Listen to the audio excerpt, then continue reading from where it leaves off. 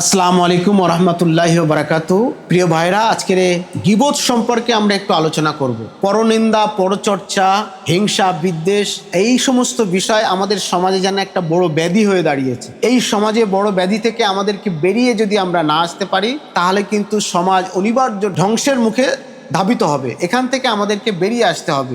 গীবত এমন একটি গুনাহ যা আমরা প্রতিনিয়ত করে থাকি। এই গুনাহ থেকে আমাদেরকে বেরিয়ে আসতে হবে। আল্লাহ পাক রব্বুল আলামিন এই গীবতকে মৃত ভাইয়ের মাংস খাওয়ার সমতুল্য বলেছেন। তোমাদের কেউ কি তার মৃত ভাইয়ের গোশত খেতে পছন্দ করবে? তার মানে গীবত করলে কোন জায়গায় আমরা অবস্থান করি সেটা এই আয়াত দ্বারা সূরা আল হুজুরাত 12 নম্বর আয়াতে এটা স্পষ্ট করে বলা হয়েছে। তোমরা কেউ কি তোমাদের মৃত ভাইয়ের মাংস খেতে পছন্দ করবে?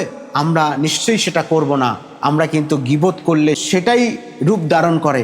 রাসূল করিম সাল্লাল্লাহু আলাইহি সাল্লাম গীবতকে অত্যন্ত ভয়াবহ গুনাহ হিসেবে বর্ণনা করেছেন। নবী করিম সাল্লাল্লাহু আলাইহি সাল্লাম অন্য জায়গায় বলেছেন, গীবত করা, পরনিন্দা করা, পরচর্চা করা, হিংসা করা, বিদ্বেষ করা এগুলো সমাজের বিরাট বড় ক্ষতি। হিংসা, গীবত এগুলো আমাদের ধ্বংস করে দেয়, কখনো উন্নত নয়, সেটা একেবারে ধ্বংসের দিকে ফেলে দেয়। আজকের বাস্তবতার সময়ে, বর্তমান সময়ে আমরা যখন কেউ বাজারে যাই, চায়ের দোকানে যাই, চায়ের আড্ডায় বসি, আমরা প্রত্যেকে পরনিন্দায়, পরচর্চায়, গীবতে মশগুল হয়ে যায়। আমরা প্রত্যেকে এই সমস্ত অপকর্মে লিপ্ত হয়ে যায়, বুঝতেই পারি না আমরা আমাদের নিজেদের অজান্তে কত পাপ করে ফেলছি।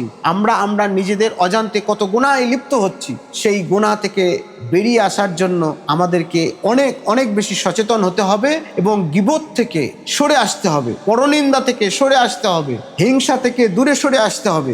অফিসে আমরা যখন কেউ চাকরি করছি, অফিসে যাচ্ছি, সেখানে গিয়ে বন্ধু বান্ধবদের সঙ্গে নানান রকম গীবতে জড়িয়ে পড়ছি, এটা অত্যন্ত একটি খারাপ বিষয়। সেই জায়গা থেকে আমাদের বেরিয়ে আসা প্রত্যেকেরই উচিত। এখন তো সোশ্যাল মিডিয়ার যুগ হয়ে গিয়েছে। কথায় কথায় কিছু হয়েছে, রাগ হয়েছে, কষ্ট হয়েছে, বন্ধু একটা খারাপ কথা বলেছে, সাথে সাথে আমরা ফেসবুকে, সামাজিক মাধ্যমে আমরা স্ট্যাটাস দিয়ে ফেলি। মুহূর্তের মধ্যে আমরা স্ট্যাটাস দিয়ে ফেলি। পৃথিবীতে লক্ষ লক্ষ মানুষ, কোটি কোটি মানুষ সেইগুলো দেখছে। একটা মানুষ সম্পর্কে গীবত করব, নিজে জানছি যাচাই বাছাই না করে আমরা তার সম্পর্কে সোশ্যাল মাধ্যম, মানুষের সমাজে, দোকান বাজারে, চায়ের আড্ডায় আমরা তার সম্পর্কে এই যে কুমন্তব্য, গীবত, হিংসা এগুলো আমরা ছড়িয়ে ফেলি। অজান্তেই আমরা কত গুনাহ করে ফেলছি। আল্লাহ পাক যেখানে স্পষ্ট করে বলছেন, তোমরা তোমাদের মৃত ভাইয়ের মাংস খেতে কি পছন্দ করো, আমরা বুঝতে পারছি এই গীবত কত বড় ক্ষতিকর।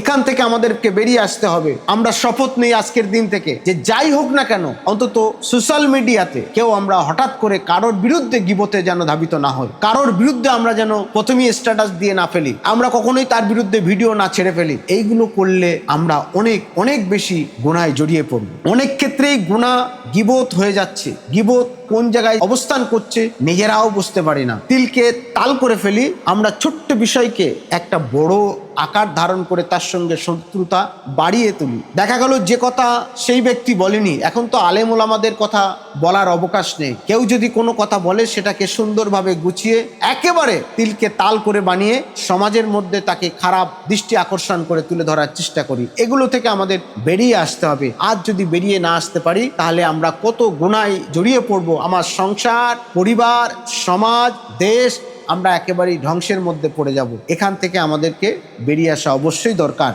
বিজ্ঞান কি বলছে? নেতিবাচক আলোচনা মানসিক প্রশান্তি বাড়ায়। এই নেতিবাচক আলোচনা আমরা প্রত্যেকের জায়গায় নিয়ে আসব।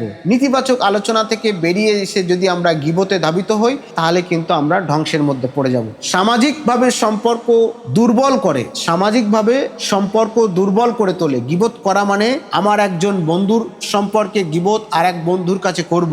সেই প্রিয় মানুষটি যখন জানতে পারবে, মানসিকভাবে তার সঙ্গে একটা দূরত্ব অনেক বেশি তৈরি হয়ে যাবে। সেই জায়গাটা আমরা যাতে না করতে পারি, না পৌঁছতে পারি, সেটা আমাদের জানা দরকার। পারস্পরিক অবিশ্বাসের সৃষ্টি তৈরি হয়ে যায়।